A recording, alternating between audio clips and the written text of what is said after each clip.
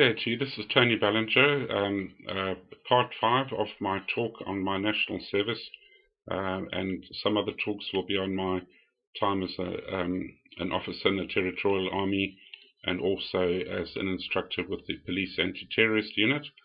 And I think my last talk will be on when I was allocated to Mrs. Indira Gandhi as the liaison officer between her party at the Zimbabwe independence celebrations and the Rhodesian government. I was the liaison officer, / bodyguard.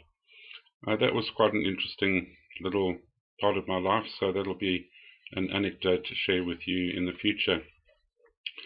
Picking up from part 4, I'd been injured in the landmine in the national parks. I was now off duty for a while. I'd been sent to Salisbury, the capital city, to see an ear, nose and throat specialist by the name of Dr. Fine. He had a look in my left eardrum and he said, fortunately, there was a slither of skin left and the eardrum should re-heal itself. Well, it did so up to about 85%. So over the years, I've had a reasonably good eardrum back in place. Although on the odd occasion, if I blow my nose, hold my nose and blow, I can actually hear air buzzing out my left ear, but I've just left it at that. While I was in Salisbury, I got the very unfortunate, sad news that the 3 guys in my platoon, Dave Kruger, Roy Orchard, Tom Shipley, had died in a landmine explosion while up in the new Company 1 in-depth that we'd been transferred to. And another guy, Coleman, was paralyzed and unfortunately passed away some time later. And then there was another guy whose feet were very badly damaged, and he had to go up to have his feet rehabilitated at a facility near Inyanga. So that was very sad. I cried buckets when I heard this, and part of this video and the four part of it now is just to honor those men. They were fantastic young men. I went to school with Dave Kruger. He was a tremendous drummer. And Churchill School, where I went, they used to play the bagpipes and did very well in overseas events, and he was a very good drummer. He was a wild character, full of love, full of humour, and his loss and the loss of so many other young men during that war is just a tragedy. Anyway, I had no eardrum. I was not on active duty.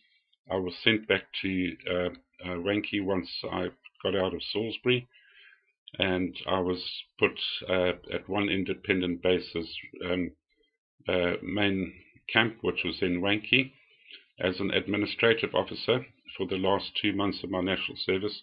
I can't really remember what I did there apart from chasing all the girls in the office, but I was there for 2 months. I think I did a few pay runs and ordered stuff like that. I actually can't remember what I did. But when my national service ended, it was great. That was 18 months after I started. The guys all met up with me back in Wankie. It was kind of curious to have them walk past me calling me Tony. How are you, Tony? What are you doing today, Tony? Because for 18 months they'd been calling me sir. And of course a lot of them had, or not a lot of them, several of them had been at school with me. So, you know, I took it on the chin lightheartedly, and a lot of us went up to the Baobab Hotel and decided to drink the top three shelves, which were all liqueurs, and I don't think I got past the middle of the top shelf before I was blind drunk.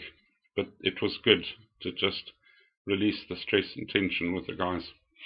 Anyway, I eventually found myself back at Vic Falls with my girlfriend, ensconced in her home. I'd now moved in with her, and I hadn't got a clue what I was going to do for a job. And one day she came home with a big smile all over her face, and she said, the boss, Fred McCraw, and Paddy, I think Paddy was also up there, Paddy Gobbett.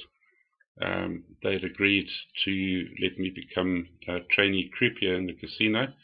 That was the Casino Hotel, the one closest to the post office. And so I started training as a croupier. I had my dicky bow tie on, white shirt, black jacket, sort of tuxedo outfit. And I learned how to deal on the roulette tables and also on the card tables. I became very proficient at the roulette table, and I remember many back-breaking nights where I was left on the table because for some reason very few people seemed to be able to score off the table when I was dealing. It was odd. Humans are funny people. I had people follow me into the toilets and try and bribe me so that they could win. And I just said to them, look, there's no gear mechanism under that roulette wheel. It's just pure luck, pure chance, and you take your chances. So, and obviously I didn't take the money. But while I was there, one morning we worked from 8 at night until about 2 or 3 every morning. Then we would sleep in until about 10 or 11 in the morning. We would go and play tennis. We would go on local tours around the village, or on our weekends we might go down to Bulawayo and stay at the Gray's Inn. And it was a lovely life. It went on for a year or so after my national service, and the tennis and the pools and the parties, and it was great. But the one Saturday we woke up, we decided that we wanted a pet, and Ivor Ring, who was the other manager or assistant manager at that point in time, I think Paddy had gone up to the Montclair Hotel by that point. Ivor said, I've got a kitten for you, a little cat if you want it. So we said yeah, and we went round, Marilyn and I, on a Saturday morning to his house, which had a magnificent view over the valley. All the posh houses on this one crescent had such a beautiful view of the valley over into Zambia with the river in the middle distance. Anyway, we got in our little black Morris Minor and we drove down to his front gate, which was a big black steel gate, and I didn't want to go in. I just sat in the car and fiddled with my thumbs, really, waiting for Marilyn to go in and get the kitten and come back. While I was sitting there, there was a massive explosion down in the valley area, and I thought, I wonder what that was. But by then the minefield had been put all the way around Vic Falls, and I thought maybe it was just a sound effect, a ploughshare mine going off in the minefield, and it bounced the sound off the gate or something. I couldn't really tell where it came from. So I just shrugged my shoulders and looked out the window. The next thing, I had Marilyn screaming her head off on the other side of the gate. Come and see this, come and see this. So I got out the car, ran through the gate over these beautifully kept lawns. On the left-hand side were trees and shrubs and the house on the right. But there was a gap about 30, 40 meters wide, overlooking the view over into Zambia. And in the middle distance, just below us, was the magnificent Elephant Hills Hotel. And it was on fire, and people were pouring out of the hotel, and I could hear their voices rising up to us, screaming, move your car, do this, do that. And somebody moved a tourist van from under the entrance area next to reception with the thatched roof above, all on fire. And we just stood there absolutely shocked. Marilyn was shaking, and Ivor's wife was shaking, and I just stood there with my jaw open watching this beautiful hotel burning down.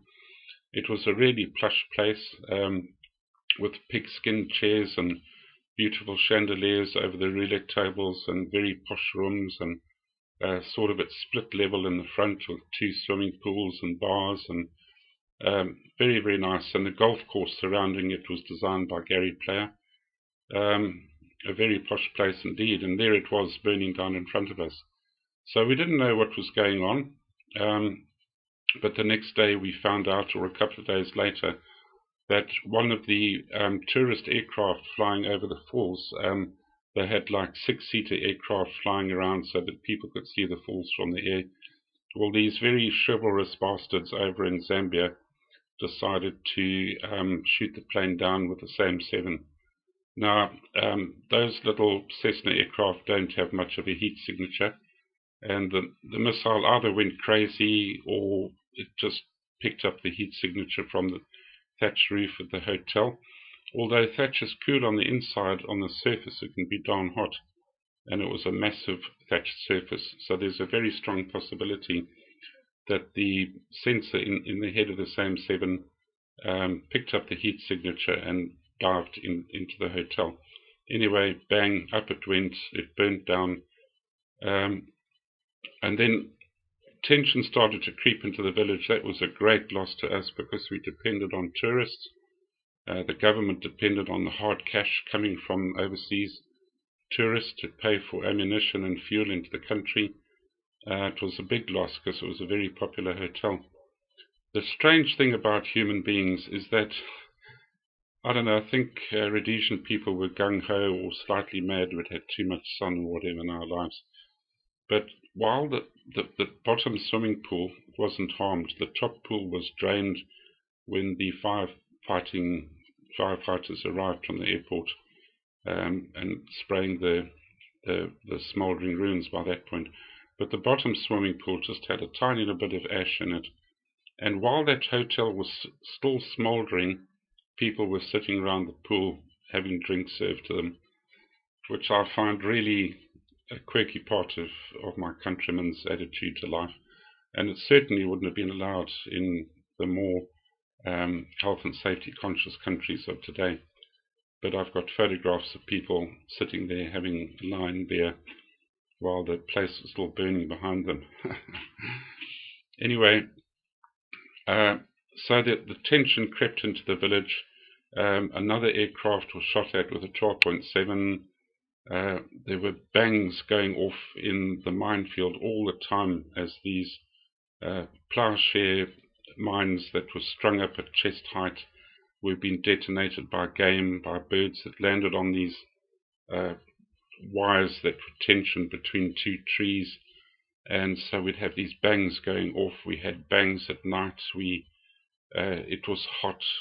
It rained a lot with a lot of thunder, and you couldn't tell if the thunder was another bang. And so there was tension in all of us building up all the time, us civilians. Every civilian carried a handgun or an Uzi or some other type of submachine gun. There was some developed in Rhodesia called, I think it was called the Row gun or something like that, which was based on the Uzi principle. Anyway, it was about October 77 that I was demobbed. I was now working in a casino, and we could feel the tension building up towards Christmas. And I said to one of my colleagues in the casino one night, I said, we're going to get revved from Zambia. I can just feel it in my blood. And as Christmas Eve approached, we were very, very busy. The casino was packed out. The music was playing Donna Summer or one of those. I absolutely love Donna Summer because of those days. Just hearing that music today makes me so nostalgic. Anyway, the place was heaving. All the croupiers were bent over the tables, and Fred, the pit boss, was making sure there was nothing untoward going on. The bar was packed, and I said to Fred and a couple of other croupiers, I said, we're going to get revved tonight. I can just feel it. Sure enough, at exactly midnight, I could feel this tremble through the floor. I could feel it rather than hear it. And I just turned to Fred and I said, we're getting attacked. And he laughed. He looked like a Mexican, old Fred, with this moustache over his top lip. And he just said, ha, yeah, Tan, pull the other one. I said, Fred, we're getting revved. And then I think that first round must have landed near the army camp or something. And then another one, doof, and then another one, doof, until eventually they got closer and closer. And then the lights started to vibrate a bit up above. and then they were getting really close and they were falling. Well, the look of shock on the punters' faces, we were expecting it. A lot of these people were South Africans, Americans, English, wherever they came from. They were not used to a war situation. They just froze and their jaws dropped open, and then they started to, they were on the verge of panicking when Fred stepped forward and said, "Ladies and gentlemen, we have contingencies for this situation. Will you please follow me?" And they all filed out. Well, anybody who stayed behind could have picked up cash, money, whatever they wanted to take out of the casino.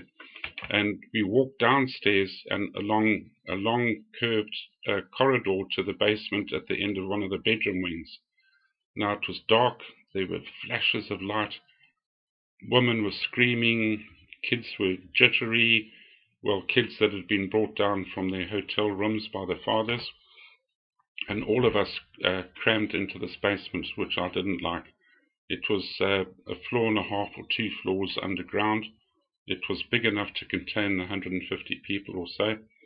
And at ground level above us were these narrow windows, and we could just see flashes of light up there, bangs. And it brought to mind when I was a kid, in the 70s or so, my dad recalled things that went on in the Congo in the 60s.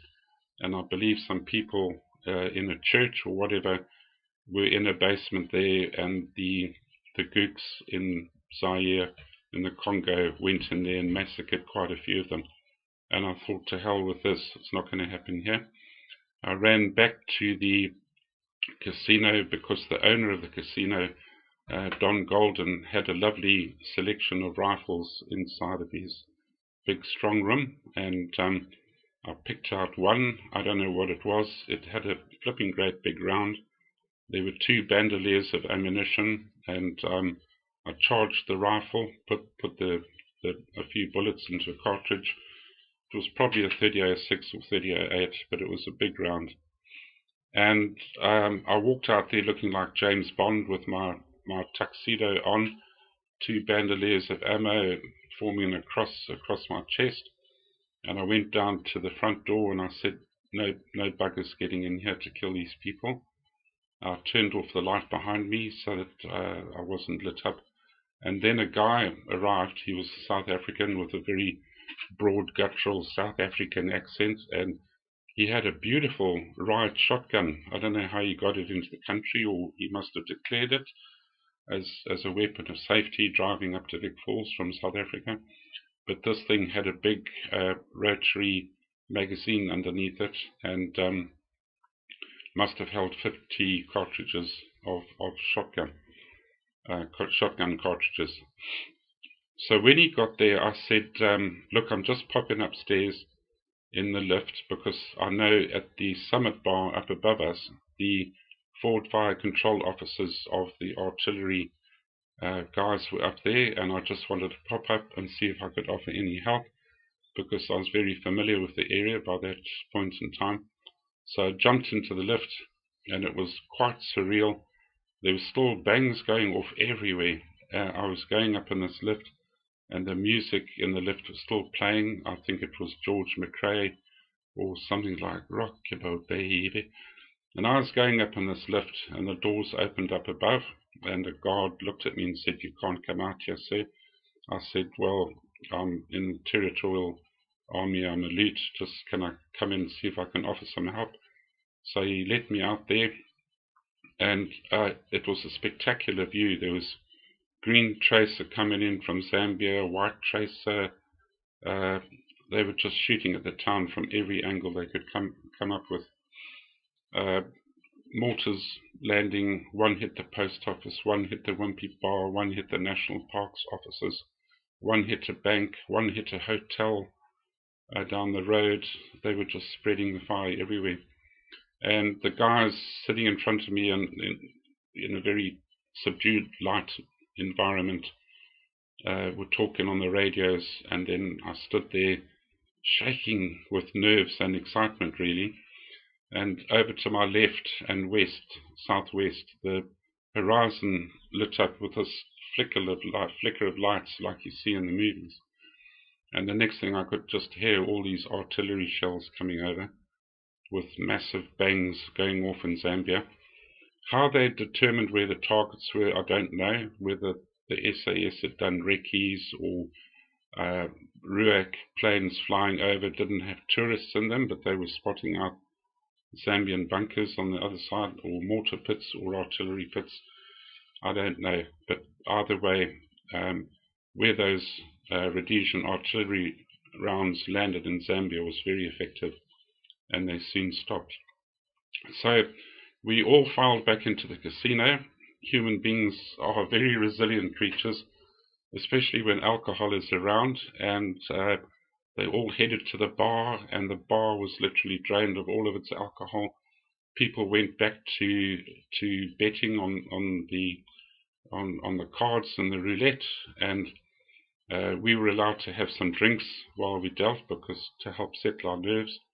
And the army arrived and put 4 people outside the casino door to protect us. And it was a heavy night. I think we only got to bed at 8 or 9 in the morning. I was incredibly back sore. Always had back problems in my life, and my feet were killing me. But anyway, the alcohol had helped, and we climbed into bed, switched on the air conditioner, and slept until late in the afternoon. And then we had to go back onto duty again that night.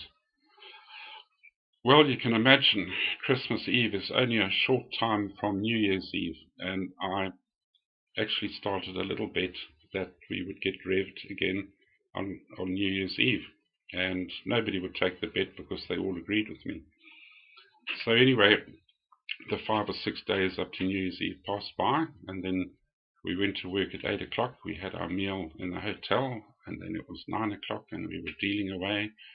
10 o'clock, and the music was playing once again, my beautiful music from Donna Summer.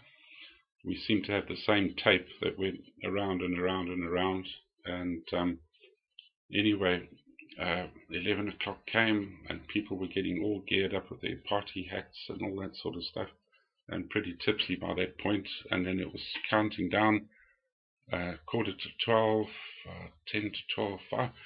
Just as people were starting to say Happy New Year and sing Auld Lang Syne and all that sort of stuff, I felt the vibrations in the floor again. And they hammered us. That was a really bad mortaring. The same thing happened from the week before.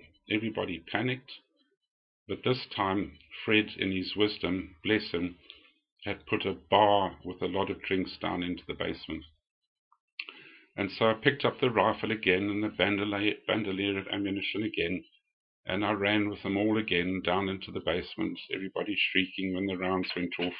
It was the exact copy from the week before, but this time I had a bar down there, and there were army guys protecting the entrance this time. So I was worried about Marilyn, because I cannot tell you why, but she was not working that night, even though it was so busy. I think it's because she had worked every public holiday and she was tired, so she had the evening off on New Year's Eve, which was unusual. So I wondered where she was, and then I remembered that she had told me she was going with a girlfriend over to the Vic Falls Hotel to have a drink. And so I said to Fred, and Malcolm was the manager of the hotel, I said, listen, can you give me a vehicle? I'm going to drive over to the hotel.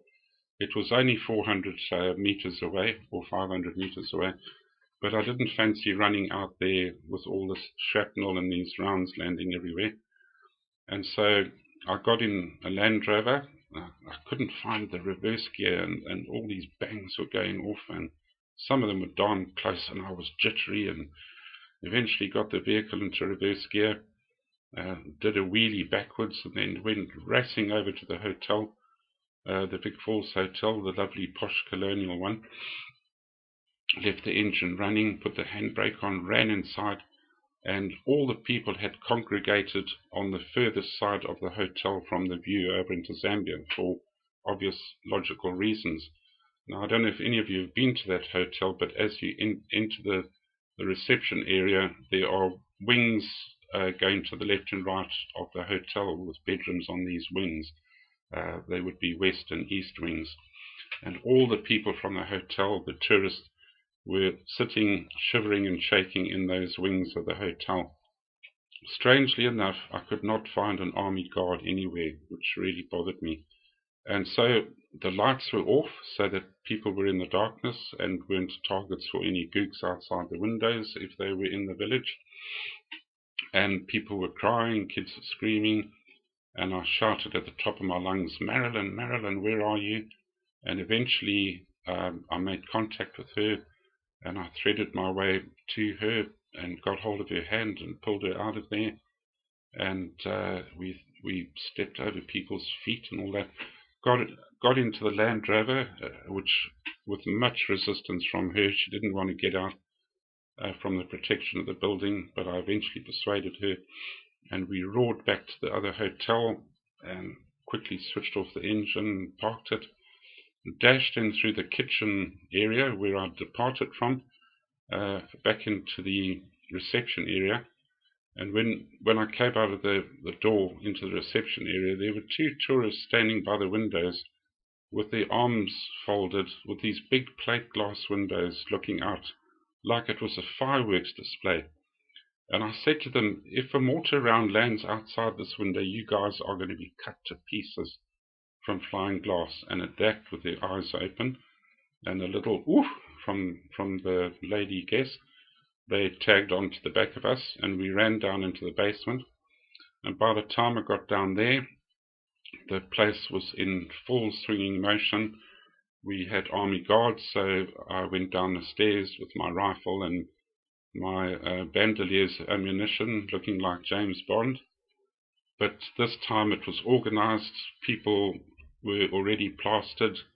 The elderly people were singing, "A long way to Tipperary, it's a long way," and then other songs came along, and most of our staff were rolling around on the carpets drunk, or pretty tipsy, pretty happy.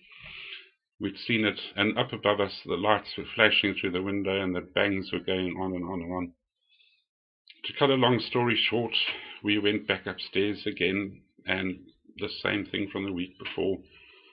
The bar was drained, and we worked like buggers all night to earn money. And the next morning, we slept in late again. And then everybody did a little post-mortar attack walkabout, and we walked about and we looked at all the damage to the Wimpy bar. All the big plate glass windows had been removed. The post office had the roof missing. We did a little tour around. Oh, look, there's shrapnel all over that wall. And then we eventually got down to the Vic Falls Hotel, and the big plate glass windows by the bar had been destroyed by a round that had landed on the veranda that overlooked the dance floor. And the only injury there was a lady sitting in the bar, and she had her elbow virtually removed from shrapnel. She was the only injury in the whole attack. And I just thank God for that. But anyway, it was an incredible experience. The hotel had burnt down, and life went on for a while. And I'll just end on how we eventually left the village, which was really heartbreaking for me. Not long after that, we had the Bulawayo show down in Bulawayo, where we did our casino move down there so that people could gamble and do that sort of stuff in the evening in the Bulawayo showgrounds. And we were expecting quite good tips from the tips we had taken from customers. It was put into a box and shared out. But what I didn't know was that the hotel was doing so badly that the owner kept a chunk of our tips to help pay for staff and etc. But we objected to that, and we were so upset about it, the whole staff, that most of us resigned. I resigned. Marilyn resigned. We needed that money desperately, actually. We didn't get it, and with all the stress in the village and everything, and the bangs going on at night, honestly, my nerves were on end. I said I've had enough of this, and it was incredibly sad when we drove out of that village for the last time. We'd sold our little Morris Minor, which we called Miss Piggy, and we drove it to the airport 20 k's away, where we left it for the new owner. The guy from the chemist bought it, and we climbed onto a Viscount aircraft and flew to Salisbury, and then from there I got a job at Sable Chemicals looking after the big fertilizer plant. And it was interesting there because I became an operator. I worked night shifts, and I was sitting very close to 1,000 tons of ammonium nitrate. Well, for any of you know that explosives are made up from ammonium nitrate, and quite honestly, if an RPG or some other missile from a B-10 anti-tank gun had been put into one of those big spheres, then probably 20 k's around us would have been flattened like a small atomic bomb. And that's where I worked. That was very interesting. And the shift work and the tension in life resulted in me breaking up with Marilyn at that point. But that was it. That was part of some of the civilian life I experienced in a war environment. And I thought I would just share it because it wasn't always all about the military. The civilians got hammered. They were under terrible tension. I take my hat off to the wives and the womenfolk who watched their men go away.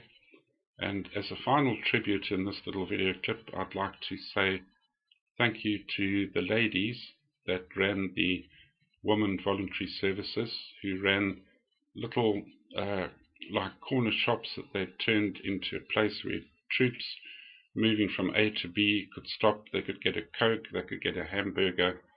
And so these volunteers, these ladies would come out, and after you'd been in the bush or on call up for a month or 6 weeks or whatever, to just see a lady and talk to a woman and drink a Coke or have a hamburger where you could sit down and nobody was trying to kill you, they performed a marvelous service. So I just hand them this little tribute. Well done and thank you. And I remember even when I was training at the School of Infantry at Osby's, there was a call out to a sighting down at Salukwi or somewhere, I can't remember, Shabani. And we were the closest troops from the School of Infantry, and we got down there at about 1 in the morning because there were something like 20 to 50 tours spotted in the area. And when we arrived there, these ladies had come out of their warm, comfortable homes and driven to the town hall or whatever it was where we met them at their own risk, and they'd cooked dozens and dozens of hamburgers. And we were all lined up in our camo kits and belts of ammunition dripping everywhere from the MAG gunners. And these ladies were smiling and they were handing us hamburgers. And I just want to say, ladies, you don't know what you did for us. You were marvelous. So I hope you enjoyed this little 5th session. From this point forward, I was no longer a national serviceman, and my 6th talk will be about when I go into the Territorial Army as a full lieutenant. But there won't be much going on in those talks because not much happened. But it'll be interesting for various reasons. So I hope you look forward to part number 6. And I'd just like to end by saying I'm not doing this for my own aggrandizement, my own pat me on the back. I didn't do much, but I experienced enough to talk to you about it. And thank you for listening, and look forward to seeing you in episode number 6. Bye for now.